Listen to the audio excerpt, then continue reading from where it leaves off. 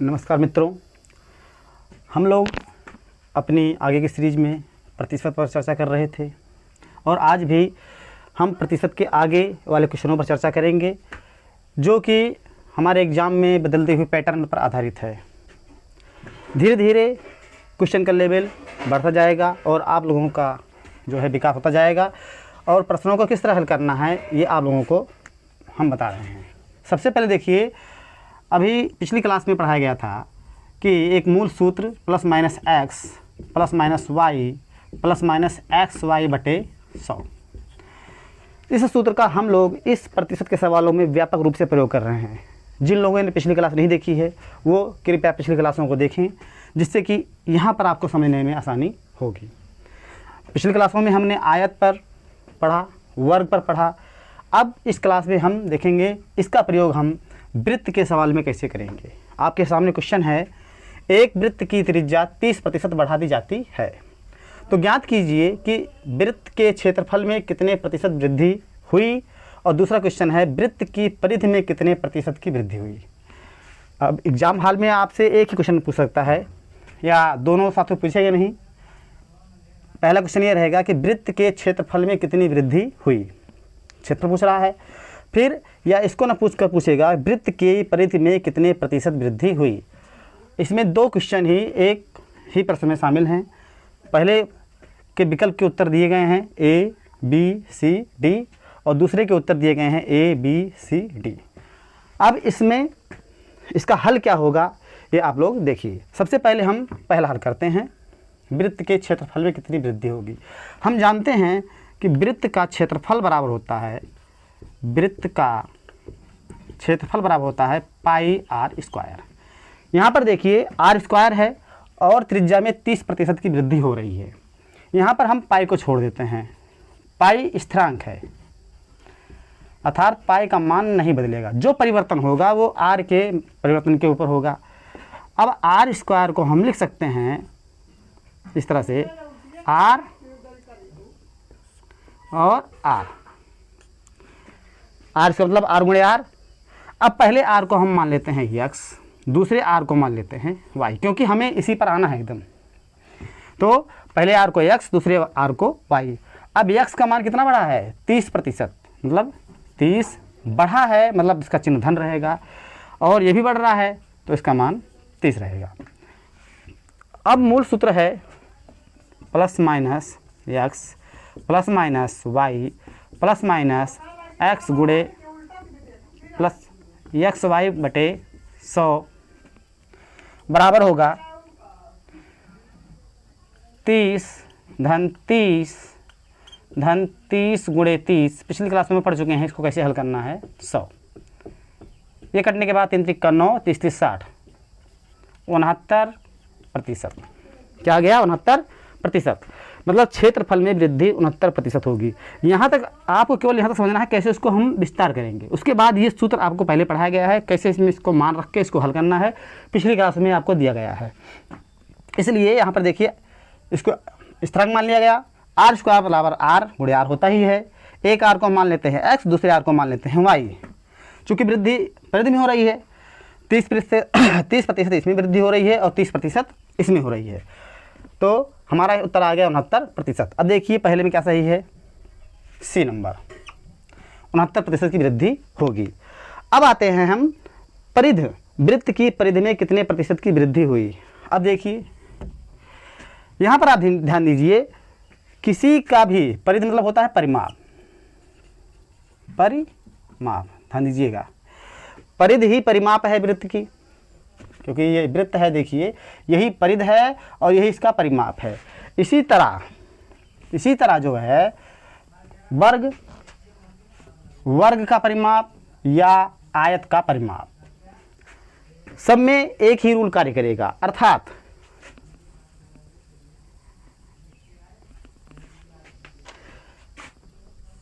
उसकी भुजा में जितने प्रतिशत वृद्धि हुई है, आयत में नहीं काम करेगा, सॉरी, केवल वर्ग, मतलब चारों भुजाएं बराबर होनी चाहिए। तो यहाँ पे वृत्त तो बराबर है, त्रिज्या बराबर होती ही है, इसलिए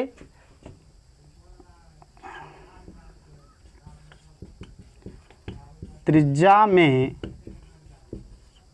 वृद्धि बराबर 30%, इसलिए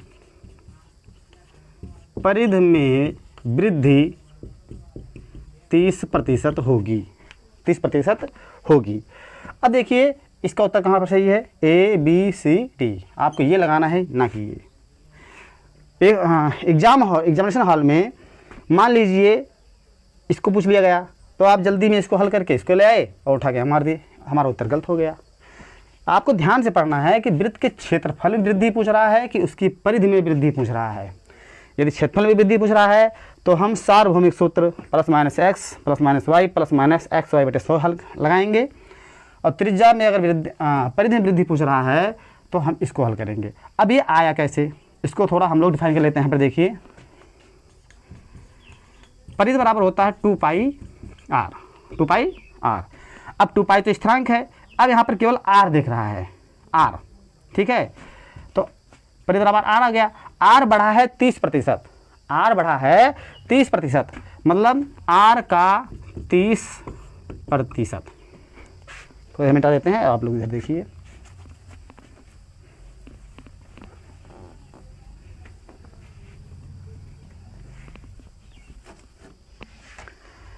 आर बराबर, आर का 30% में निकालना है, तो आर गुणे 30/100, ये कट गया, 3r/10।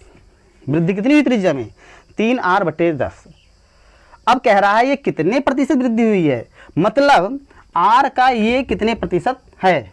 तो इसके पहले हमने क्लास में पढ़ा था ए का x% बराबर b। यहाँ पर हम लिखेंगे आर का x% बराबर 3r/10। ठीक, हमें इसका मान निकालना है x का, तो x बराबर होगा 3r/10, ये ऊपर जाएगा गुणे हो जाएगा 100, और नीचे ये r इधर जाएगा, r से r कट गया, शून्य से r से r कट गया, शून्य से शून्य कट गया, 3 दहम 30%। हमारा आंसर 30% निकल के आ गया। इस तरह हम देखते हैं कि उसकी परिधि में 30% की वृद्धि हुई है, अर्थात त्रिज्या में जितनी वृद्धि होगी उतनी ही वृद्धि उसकी परिधि में होती है, और क्षेत्रफल में वृद्धि हमको इस सूत्र से निकालना होता है। हम लोग अगला प्रश्न देखते हैं। इसमें देखिए एक समबाहु त्रिभुज की भुजा 40% बढ़ा दी जाती है, तो क्षेत्रफल में कितने प्रतिशत वृद्धि हो जाएगी। यहाँ पर समबाहु त्रिभुज की भुजा 40% बढ़ रही है। हम लोग जानते हैं कि समबाहु त्रिभुज की सभी भुजाएं बराबर होती हैं, समबाहु अर्थात उसकी तीनों भुजा बराबर होती हैं, लेकिन भुजा से मतलब नहीं है, हमें केवल समबाहु त्रिभुज के क्षेत्रफल का सूत्र याद होना चाहिए। तो समबाहु त्रिभुज का क्षेत्रफल बराबर होता है √3/4 गुणे भुजा का वर्ग। इसको हम लोग बहुत पहले से पढ़ते आ रहे हैं। अब इसमें आप देखिए कि √3/4 गुणे भुजा का वर्ग, इसमें आप देख रहे हैं कि √3/4 स्थिरांक है, अतः इसको हम छोड़ देते हैं। यहाँ पर आप भुजा का वर्ग लीजिए, भुजा का वर्ग। अब यदि भुजा को a मान लिया जाए तो a का वर्ग, और इसको ले सकते हैं a गुणे a, भुजा बराबर a, इसका मतलब a गुणे a। अब पहले a को मान लेते हैं x और दूसरे वर्ग a को मान लेते हैं y। भुजा में कितनी वृद्धि हो रही है, 40% की वृद्धि हो रही है। सेम अभी जो आप लोग देखे हैं पिछले सवाल में, x बराबर 40 बढ़ रही है तो धन है, फिर ये भी बढ़ रही है तो धन। आप सूत्र आप लोगों को याद हो गया होगा कंठस्थ, वृद्धि बराबर plus minus x plus minus y plus minus x y बटे 100। पुनः देखिए क्योंकि दोनों प्लस प्लस है इसलिए 40, वाई का मान भी 40 और प्लस 40 गुणे 40 बटे 100। यहाँ पर देखिए शून्य कट गया, 40 40 80 और 4 चौक 16, 80 और 16 हो जाएगा 96। 96। अर्थात समबाहु त्रिभुज के क्षेत्रफल में 96% की वृद्धि हो जाएगी। समबाहु त्रिभुज के क्षेत्रफल में 96% की वृद्धि हो जाएगी। अब इसी के आगे हम लोग और अन्य सवाल देखते हैं। देखिए, अब यहाँ पर कह रहा है, बढ़ाई जाती है, क्षेत्रफल में कितने प्रतिशत की वृद्धि हो जाएगी। अब यहीं पर कह रहा है कि क्षेत्रफल में कितने गुना की वृद्धि हो जाएगी। देखिए, पहले था क्षेत्रफल में कितने प्रतिशत की वृद्धि हो जाएगी, अब है क्षेत्रफल में कितने गुना की वृद्धि हो जाएगी। अगर गुना पूछता है कितने गुना की वृद्धि हो रही है, हम जस्ट इसी के आगे चलेंगे। देखिए, 96 को आप लिख सकते हैं 96/100, और जब इसको काटेंगे 100 से भाग देंगे हो जाएगा 0.096 गुना। इसका उत्तर आ गया।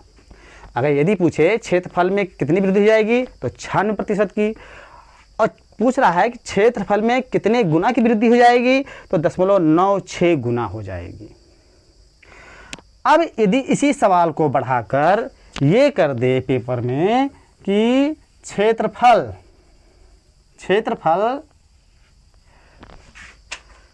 कितने गुना हो जाएगा, कितने गुना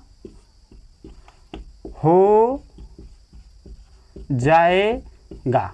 अब देखिए, कितने गुना हो जाएगा, कितने गुना की वृद्धि हो जा रही है, 0.96 गुना वृद्धि हो रही है की वृद्धि। अब कह रहा कितना गुना हो जाएगा। अब देखिए, हम उसको एकांक रूप में 1 मानते हैं, अर्थात उसका क्षेत्रफल 1 पहले से है और उसमें वृद्धि 0.096 गुना की हो जा रही है, मतलब इसके इतने गुने की। तो इसी में कुछ करना नहीं है, जोड़ लेंगे 96 और आपके पास आ जाएगा 1.96 गुना की गुना हो जाएगा। देखिएगा, गुना की वृद्धि हो जाएगी और इतना गुना क्षेत्रफल हो जाएगा। अब हम आशा करते हैं आप लोगों को ये प्रश्न अच्छी तरह समझ में आ गया होगा। सूत्र वही है, +- x + y + xy/100। इसको किस तरह से हर सवाल में लगाना है ये आपको बताया गया है। अब इसी पे एक प्रश्न और बन जाता है। देखिए, पिछले हमने प्रश्न में इसका वो किया था। अब बात होती है परिधि की।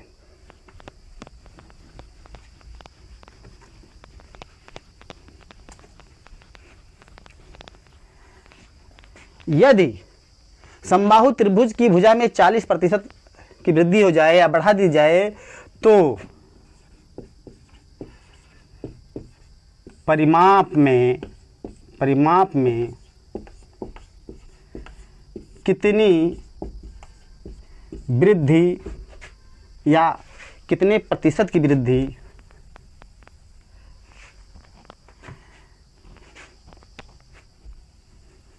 परिमाप में कितने प्रतिशत की वृद्धि हो जाएगी।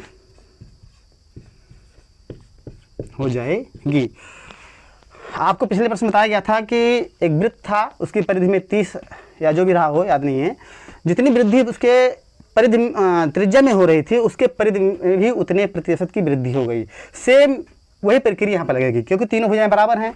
अतः भुजा में जितने प्रतिशत की वृद्धि होगी उसके परिमाप में भी उतने प्रतिशत की वृद्धि होगी। तो परिमाप में भी 40% की वृद्धि होगी।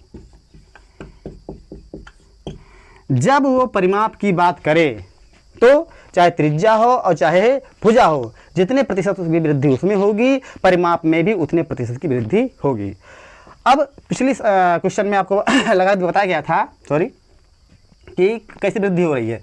इसमें भी आपको हम बता दे रहे हैं कि परिमाप में 40% की वृद्धि कैसे हो रही है। अब समबाहु त्रिभुज का परिमाप, समबाहु त्रिभुज का परिमाप, तीनों भुजा बराबर है इसलिए कहेंगे 3a, ये सूत्र होता है 3a। 3 स्थिरांक है, इसको छोड़ देंगे, 3 स्थिरांक है, इसको छोड़ देंगे। a का मान डायरेक्ट रखेंगे, a का मान क्या है 40% बड़ा है। ओ सॉरी, आप जो है a का 30% निकालेंगे, वृद्धि कितनी हुई है a का 30%, तो a का a का 40% हुई, बार 30% आ रहा है, a का 40% वृद्धि हुई है, तो a गुणे 40/100, 2 दूनी 4, 2 पंचे 10 आ गया 2a/5, अर्थात उसकी भुजा में 2a/5 की वृद्धि हुई है। अब ये 2a/5 उसकी भुजा का कितने प्रतिशत है यही निकालना है। 2a/5 उसकी भुजा का कितने प्रतिशत है, देखिए a का x प्रतिशत बराबर 2a/5। चूंकि आपने इसको स्थिरांक माना है, अब क्षेत्रफल हम इसी को परिमाप इसी को मानेंगे, किसको a को, स्थिरांक 3 है ना, तो परिमाप a को ही माना गया है, भुजा मत लीजिएगा, इसको एक बड़े रूप में देखिए कि ये परिमाप ही है। a का 40% निकाल लिया हमने, इतना आ गया। अब a का कितने प्रतिशत 2a/5 है, तो a का मतलब गुणे x/100 बराबर 2a/5। अब देखते हैं यहाँ पर हमें मान निकालना है x का, तो x बराबर 2a, 100 उधर जाएगा और नीचे आ जाएगा a गुणे 5, a से कट गया, 5 दूनी 10, 0 0, 20 दूनी 40, देखिए आ गया है। इस तरह हमने पता लगा लिया है कि परिमाप में कितनी वृद्धि होगी 40%। लेकिन आपको तो इतना समय रहेगा नहीं पेपर में हल करने के लिए, अतः आप दिमाग में रखिए कि भुजा में या त्रिज्या में जितनी वृद्धि हो रही है परिमाप में उतने प्रतिशत की वृद्धि होगी। आप विकल्प में वही लगाएंगे, ये ध्यान रखिए बस, क्योंकि पेपर में इतने मटेरियल को हल करने में कठिन है, क्योंकि हमारे पास समय कम होता है और कम समय में हमें अपने पेपर को हल करना होता है। इसलिए सिर्फ ये दिमाग में रखिए, यदि परिमाप की बात करता है तो जितनी वृद्धि उसके भुजा में होगी, जितनी वृद्धि उसकी परिधि में होगी, उतना ही उसके परिमाप में वृद्धि होती है। शेष हम अपनी सीरीज को इसी तरह जारी रखेंगे। आप हमसे जुड़े रहें और अब आपसे मुलाकात अगली क्लास में होगी। यदि हमारा कार्य आपको पसंद आया हो, क्योंकि ये छोटी सी शुरुआत है, यदि आपको ये पसंद आया हो तो आप हमारे चैनल को सब्सक्राइब करें, लाइक करें और शेयर करें। आप लोगों से यही निवेदन है। हम इस तरह अपने कार्य को जारी रखेंगे और आपके साथ मेहनत करते रहेंगे। नमस्कार मित्रों।